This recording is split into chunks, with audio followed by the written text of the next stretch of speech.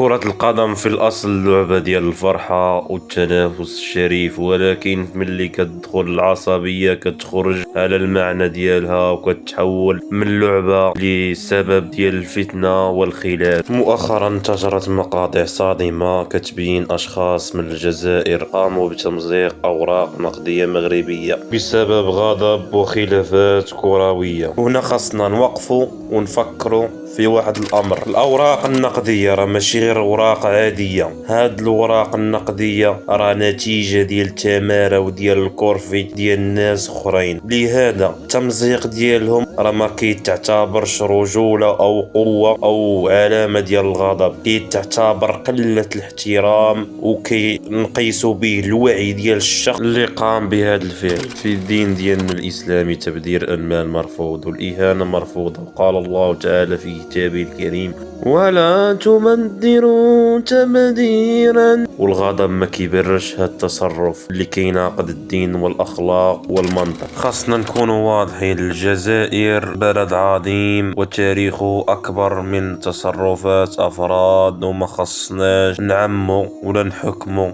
على الشعب كامل بسبب سلوك الأقلية.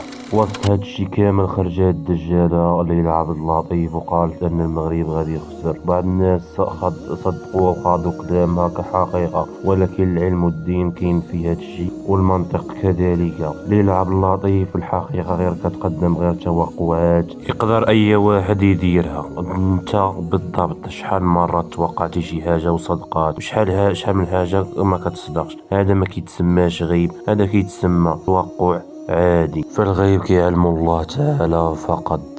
عالم الغيب فلا يظهر على غيبه أحد إلا من ارتضى من رسول.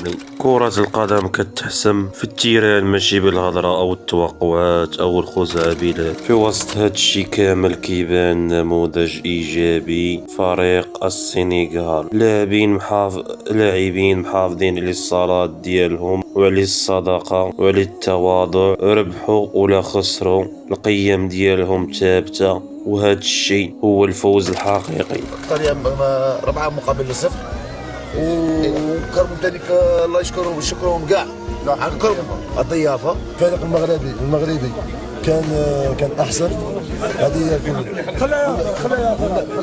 النتيجه كانت غير متوقعه حقيقه، والدليل اننا السلام عليكم الاخوان. هذا الفيديو اللي شفتوه قديم فاش كانت الاخوه ديال بصح المغرب والجزائر راهم خوت، ما خصناش يكونوا بيناتنا الفتن بسبب لعبه تقدر تربح فيها وتخسر فيها، ونساو الجذور اللي مشتركه والأخوة والدم اللي مشتركة بيناتنا. لهذا شعاري خاوة حتى الموت. في الآخر الفوز الحقيقي هو أنك تبقى ثابت على الأخلاق ديالك.